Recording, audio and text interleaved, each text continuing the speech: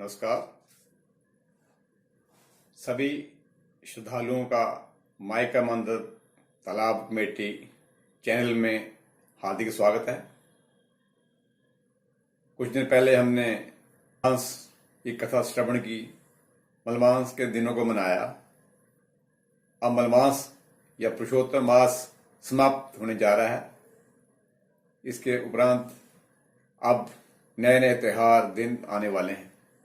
आशा है आप सभी स्वस्थ होंगे, सब परिवार कुशल होंगे, हीरो होंगे, ऐसी हमारी शुभ कामना है और विश्वास है।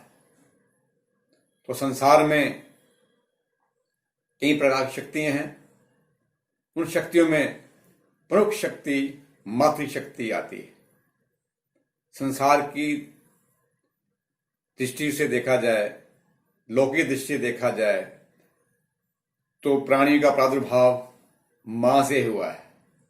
मां भगवती का स्वरूप है। जब भी किसी भी जीव, चाहे वो मनुष्य है या पशु है, उस मातलोक में आता है तो मां के गर्भ से आता है। और विशेष बात उसमें यह है कि जीव जब रुदन करता है, प्रथम ध्वनि निकालता है, तो उसके मुख से मां शब्द का उच्चारण होता है। इससे बढ़कर मां का और महत्व क्या हो सकता है। तो मां शब्द, मातृ शक्ति जो है, ये भगवती दुर्गा का स्वरूप है। इसका जो आदर करते हैं, मान करते हैं, वो संसार में सुख पाते हैं और आध्यात्मिक उनको ज्ञान होता है। क्योंकि मातृशक्ति जो है ये यथार्थ में संसार का उद्गम स्तोत्र है। सर्वप्रथम जो मानव की शिक्षिका है, गुरु है, वो माता है। पुराणों में लिखा है मातृ देवो भव, अर्थात माता की पूजा करो। उसके बाद है पितृदेवो भव और उसके बाद गुरु देवो भव, अर्थात माता का स्थान सर्वप्रथम माना गया है। मां के गर्भ में बच्चा सीखता है, इसकी बड़ी उदाहरणें हैं। और मां बच्चे को संस्कारित करती है, कष्ट झेलती है, गर्भ में कष्ट झेलती है, जन्म के उपरांत भी कष्ट झेलती है, लेकिन उसका लालन पालन करती है, उसको शिक्षित करती है, उसको संस्कार देती है, संस्कारित करती है। इसलिए मां का महत्व है। जो बच्चा बढ़ने लगता है, अपने सखों से खेलता है, प्रसन्नता में रहता है, परंतु जब भी कभी उसे कोई विपत्ति आती है, दुख होता है, तो उसके मुख से अनायास हाय मां शब्द निकलता है। तो ये एक प्राकृतिक क्रिया है, प्राकृतिक बात, अर्थात मां का बच्चे के साथ अटूट संबंध है, आत्मा का संबंध है। इतना बड़ा महत्व है। इससे बढ़कर और उदाहरण क्या होनी कि मां का कितना महत्व है। इसीलिए वेदों में कहा गया है मातृ देवो भव, अर्थात मां का पूजन करो, मां का मान करो।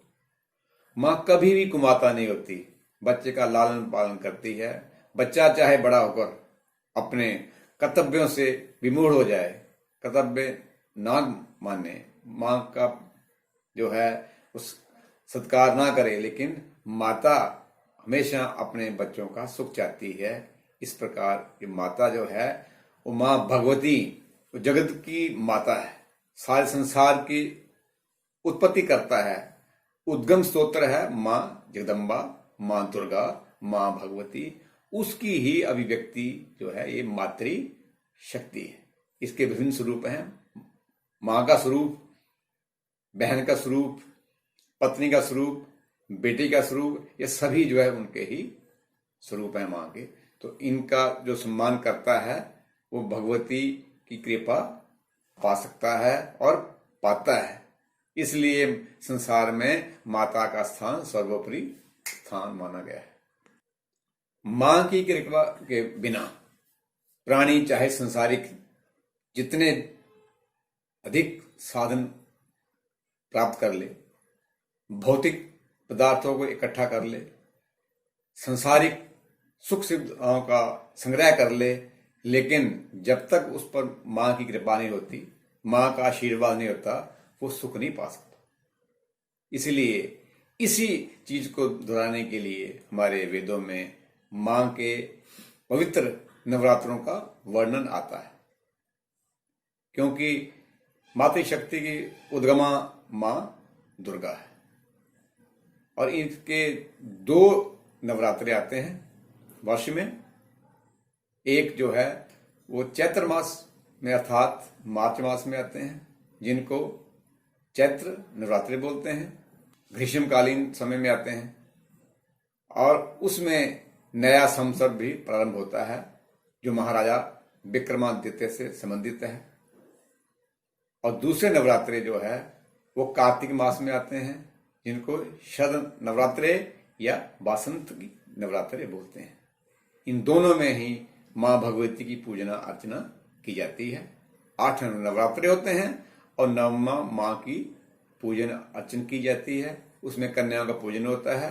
उनको मां के संबंधित पदार्थ, श्रृंगार, मिष्ठान, नैवेद्य इत्यादि के स्वरूपा जो है कन्या हैं, उनका पूजन होता है नवदुर्गा का। और उनको यह शक्ति दान देते हैं। उसमें हलवा और ये चने, नारियल विशेष रूप से उन कन्याओं को मां का स्वरूप मानकर अर्पण करते हैं और उनसे आशीर्वाद प्राप्त करते हैं, जिससे प्राणी संसारिक सुखों को पाता है और मां स्वरूपा कन्याओं से आशीर्वाद मिलता है।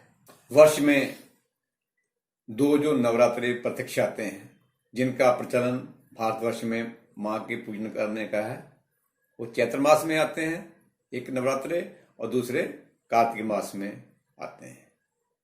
दूसरे 2 नवरात्रे और हैं जो कि अप्रत्यक्ष रूप में आते हैं, तो चैत्र मास के 3 मास के अंतराल में, और जो दूसरा आते हैं वो कार्तिक मास में अर्थात शरद नवरात्रे के 3 मास के अंतराल में आते हैं। वो भी पूजनीय है। उसमें भी मां दुर्गा की पूजन करने से अनन्य लाभ मिलता है, सुख समृद्धि की प्राप्ति होती है।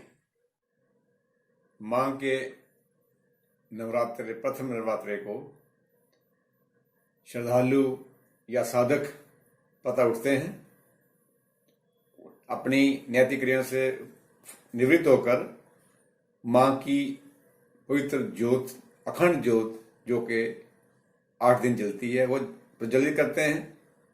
उसके साथ ही घट स्थापन करते हैं और जौ बीजते हैं, जिनको खेतरी कहते हैं स्थानीय भाषा में, और देवता का पूजन करते हैं। फिर श्री दुर्गा सप्तशती का पाठ किया जाता है प्रतिदिन। इस प्रकार साधक जो है 8 दिन बड़ी श्रद्धा से मां का पूजन अर्चन पाठ करते हैं और 9वें दिन उस खेतरी को, जौ के जो अंकुरित होते हैं, तो उनको जलते पानी में, बहता पानी है उसमें प्रवाहित करते हैं। इस प्रकार ये नवदुर्गा का पूजन होता है। और 9वें दिन कन्या का पूजन किया जाता है, जिसमें उनको मां का स्वरूप मानकर 9 कन्या के पांव दिखाए जाते हैं। उनको मिष्ठान दिया जाता है, तंतु बांधते हैं, चुनरी देते हैं, श्रृंगार का सामान, नैवेद्य, यथाशक्ति दान, श्रीफल देकर उनका पूजन अर्चन करते हैं और उनको हलवा पूरी का प्रसाद देकर मां के स्वरूप में आशीर्वाद प्राप्त करते हैं। ऐसा जो है ये नवरात्रों में किया जाता है।